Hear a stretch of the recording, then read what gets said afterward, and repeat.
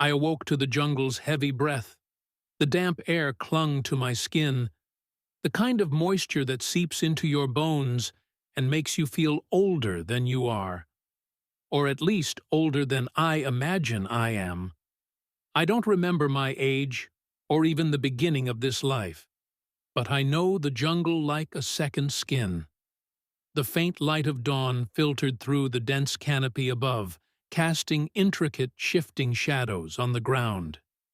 The interplay of light and dark felt like a silent warning, a reminder that danger lived here. The jungle was alive, ceaseless in its whispers, its rustles, its distant calls. It was as much an enemy as he was. I sat up slowly, careful not to disturb the crude cover of leaves I had draped over my shelter. My spear leaned against a tree nearby, my bow resting across my lap. Both weapons were well worn, the wood polished by countless days of use. I ran my fingers over the bowstring, testing its tautness, before slinging it across my shoulder. A quick glance around told me nothing had changed in the night. No tracks leading to my hiding spot, no signs of his presence. Yet the feeling was there, an ever-present itch between my shoulder blades that I had learned to live with. The hunter was out there, as he always was, and he was hunting me. I crept out from my shelter, barefoot on the soft jungle floor. The earth smelled rich and loamy, mingling with the scent of dew-soaked leaves and decaying wood. Every step was deliberate, every sound a potential alarm. The jungle could be both ally and betrayer. I had to listen to it, read it, feel it, as though it were a language I spoke fluently. Today was no different. As the first rays of sunlight broke through the treetops, I tightened my grip on my spear. The hunt had begun. The jungle unfolded before me like a labyrinth without walls. Each step into its depths was an act of faith and fear. My eyes scanned the ground for tracks, my ears tuned to the slightest shift in sound. A breaking twig, a rustling leaf, even the absence of birdsong. In this place, silence was as much a warning as noise. It didn't take long to find signs of him. A broken branch hung at an unnatural angle, its splintered edges fresh. The soft soil bore a faint impression, a heel print, the curve of toes. He had passed this way, perhaps only an hour ago. My pulse quickened, though I forced myself to remain calm. I crouched low, running my fingers over the tracks. The print was shallow. He had been moving quickly, his steps deliberate but light. A chill ran down my spine as I studied it. He was always careful, but this seemed off. Something about the spacing of the steps didn't feel right. I moved forward cautiously, the spear balanced in my hand. Each tree became a potential hiding place, each shadow a threat. The jungle seemed to close in around me, its dense foliage narrowing my vision, limiting my world to the few feet directly ahead. Yet, in this confinement, my senses sharpened. A faint shimmer caught my eye. I froze. A flicker of light, no bigger than a firefly, danced briefly in the air ahead before vanishing. I blinked, unsure if it had been real or a trick of the sun through the trees. My grip on the spear tightened. It wasn't the first time I'd seen something like this. Strange things happened in this jungle, things I couldn't explain. A bird might fly in a loop, repeating the same arc 3 times before vanishing. A stone might roll uphill, defying all sense. I had learned to dismiss these phenomena, focusing instead on survival. But now, with him so close, every anomaly felt like a threat. I pressed on, my breathing slow and measured. The forest opened into a small clearing, where the sunlight broke through in jagged beams. I knelt at the edge, scanning the space for signs of movement. My eyes lingered on a cluster of ferns that seemed to sway unnaturally, though there was no breeze. I nocked an arrow, my muscles tense. Nothing. And then, a sound. Faint, but distinct. The snap of a twig, just beyond the clearing. My heart leapt as I turned toward it, my arrow drawn and ready. But the sound didn't repeat. Instead, the jungle seemed to hold its breath, as though mocking my anticipation. He was out there, watching me. I stood and stepped back into the shadows of the trees, retreating from the clearing. If I had learned anything in this eternal hunt, it was patience. I would track him, outweight him, outsmart him, just as I always had. Or so I told myself. The jungle, alive with its constant symphony, whispered otherwise. The jungle grew quieter as the day progressed. The sounds of birds and chittering insects faded into the distance, leaving only the rustle of leaves overhead and the occasional drip of water from the canopy. It was a silence that chilled me, one that often heralded his presence. I crouched low in a dense thicket, the sharp-edged leaves brushing against my bare arms. My eyes scanned the jungle ahead, moving methodically over every shadow, every swaying branch. The scent of damp earth filled my nostrils, mingling with the faint metallic tang of my own sweat. Then I saw him, or at least I thought I did. A flicker of movement, just at the edge of my vision. My heart pounded, but I forced myself to remain still. There was no use in rushing. He thrived on impatience. He moved like a ghost through the jungle. His figure blurred at the edges, his steps unnaturally quiet. It wasn't just skill. There was something else, something wrong. His form shimmered slightly, like heat waves rising from a sun-baked rock. For a moment, he seemed to split into two overlapping images before snapping back into focus. I froze, barely daring to breathe. My fingers tightened around the shaft of my arrow, already nocked and ready to fly. I lined up the shot, aiming for the faint outline of his head through the trees. But before I could release, he vanished. The jungle before me was empty again, as if he had never been there. Only the faint rustle of leaves marked where he might have passed. My hands trembled slightly as I lowered the bow. How did he do it? How could he disappear like that? Frustration boiled in my chest, but I swallowed it down. I couldn't afford distraction. He was playing with me, taunting me with his tricks. But every game had a weakness, and I would find his.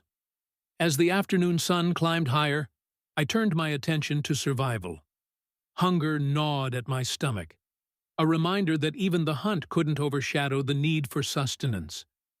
Tracking him required patience, but patience demanded strength, and strength came from food.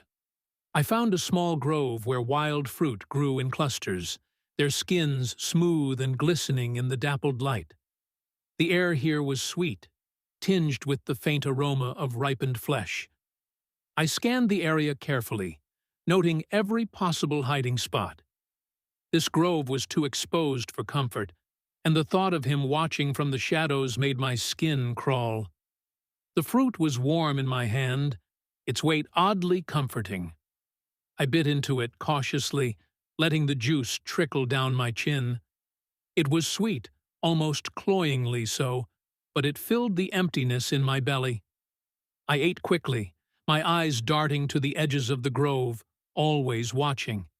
But food was never just food. It was bait. It was a trap waiting to be sprung, for both hunter and prey. I crouched low and set to work, arranging the remnants of my meal in a careless pile near the center of the grove. Then I moved to the base of a large tree and began weaving a snare from vines, my fingers working with practiced precision. I tested the snare twice before I was satisfied. It wasn't much, but it was enough to catch an unwary step. I smeared some of the fruit's sticky juice on a nearby log, leading an imaginary trail toward the trap.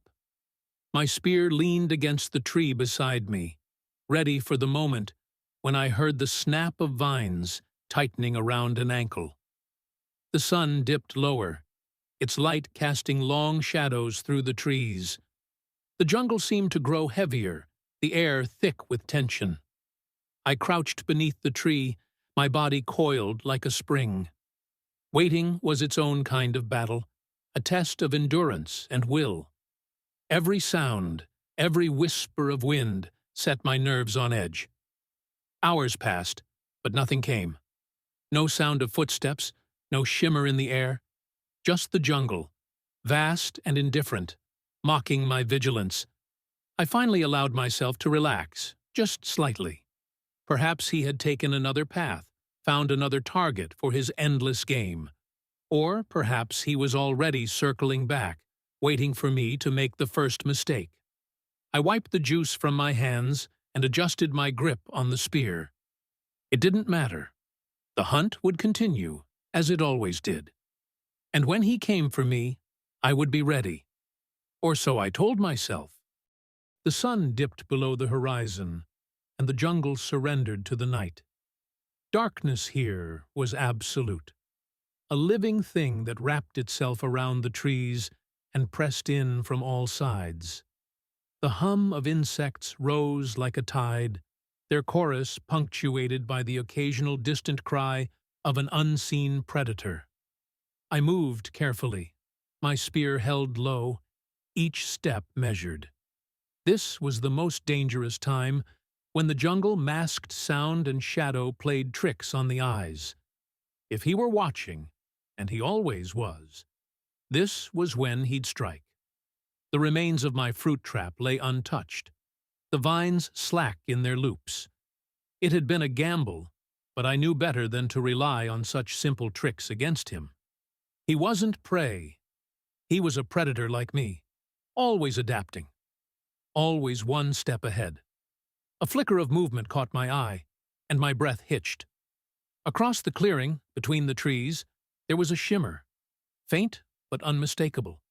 It moved like a ripple on water, and then it was gone. My muscles tensed as I backed slowly into the undergrowth. The first arrow struck the tree beside me with a dull thud. I dove to the ground, rolling into the cover of a nearby bush, as another arrow hissed through the air. The second strike was closer, its impact spraying splinters into my face. He was here. I scrambled to my feet, gripping my spear tightly. My eyes scanned the darkness, searching for any sign of movement. The jungle seemed alive with shadows, each one a potential threat. And then I saw him, a faint silhouette against the faint glow of the moon. He moved like no man should. His form blurred and flickered, jumping from one spot to another in ways that defied logic. One moment, he was 20 feet away. The next, he was half that distance, crouched low with his bow drawn. I hurled my spear. It flew true, but as it reached him, he flickered again. The spear passed through empty air, embedding itself in the ground behind him. He laughed, a low, guttural sound that sent chills down my spine. I turned and ran. Branches whipped against my face and arms as I crashed through the undergrowth, my breath coming in ragged gasps. I didn't stop until I found a dense cluster of trees and wedged myself between their trunks, panting and trembling. The jungle was silent again, save for the pounding of my heart. I pressed my back against the rough bark, clutching my bow tightly. He wouldn't follow immediately. He was a patient hunter, always circling, always waiting for the perfect moment.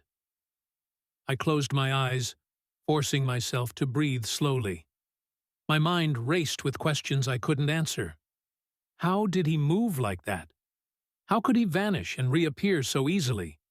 It wasn't natural. It wasn't real. The thought lingered, unbidden but impossible to shake.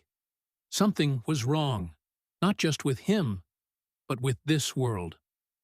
I pushed it aside. Survival came first. I would think later, if there was a later. Dawn came with a whisper, the faint light filtering through the trees as the jungle woke from its slumber. My body ached from the night's tension, every muscle stiff and unyielding. But the hunt was far from over. I retrieved my spear from where it had landed, wiping the dirt from its shaft. My movements were automatic, my mind already focused on the day ahead. He would strike again, and this time, I needed to be ready. The jungle felt different that morning. The air was heavy, thick with an almost electric tension. Every sound seemed amplified, the crunch of leaves beneath my feet, the rustle of branches above. It was as if the jungle itself was holding its breath, waiting for the inevitable clash. I moved cautiously, scanning the trees for any sign of him. Hours passed, the sun climbing higher in the sky, but there was no trace. No tracks, no shimmer, no sound. The silence was maddening, and doubt began to creep in. Had he moved on? Was he watching from some hidden vantage, waiting for me to lower my guard? I found a small clearing and paused, crouching low to examine the ground. A faint trail of broken leaves led away from the clearing, heading deeper into the jungle. My pulse quickened. It was him. It had to be. I followed the trail, my spear at the ready. The jungle grew denser, the trees pressing closer together until I could barely see more than a few feet ahead. The air grew colder, the light dimmer. And then he was there. He stepped into the narrow path ahead, his bow drawn, an arrow already nocked. His eyes locked onto mine, cold and calculating. For a moment, neither of us moved. "Why do you fight?" I found myself asking, though I didn't know why. He smiled, a cruel, mocking smile. "Why do you?" Before I could respond, he loosed the arrow. I dove to the side, the arrow grazing my shoulder. Pain flared, but I didn't stop. I charged forward, spear raised, closing the distance between us. He flickered again, disappearing just as my spear struck where he had been. I stumbled, off balance, and that was when he struck. An arrow pierced my chest, the impact driving me backward. The world tilted as I fell, landing hard on the jungle floor. My breath came in short, shallow gasps, the pain radiating through my body. Through the haze of pain, I saw him standing over me. His face was a blur, flickering like a faulty image on a screen. Our eyes met. For the first time, I saw something in his expression, something beyond the cold indifference.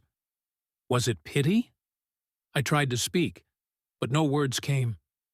Darkness crept in at the edges of my vision, and the last thing I saw was his silhouette fading into the trees. The world tilted as I fell, landing hard on the jungle floor. My breath came in short, shallow gasps, the pain radiating through my body. Through the haze of pain, I saw him standing over me. His face was a blur, flickering like a faulty image on a screen. Our eyes met. For the first time, I saw something in his expression, something beyond the cold indifference. Was it pity? I tried to speak, but no words came. Darkness crept in at the edges of my vision, and the last thing I saw was his silhouette fading into the trees. The light was blinding. It pierced through my eyelids, pulling me back into the waking world. My body ached as if I'd been crushed beneath the weight of the jungle itself. I groaned, lifting a hand to shield my eyes from the sun's relentless glare. And then it happened. My hand. It wasn't right. It flickered, shifting left and right as if caught between two places. For a moment, I saw two hands, overlapping but out of sync, before they merged into one. I stared, uncomprehending, my heart pounding in my chest. A memory flashed. Him, moving like a specter through the jungle, his form bending and breaking the laws of reality. The shimmer in the air, the strange, unnatural phenomena I had dismissed for so long. I sat up slowly, the world around me coming into focus. The jungle looked the same as it always had, lush, green, teeming with life. But something felt off.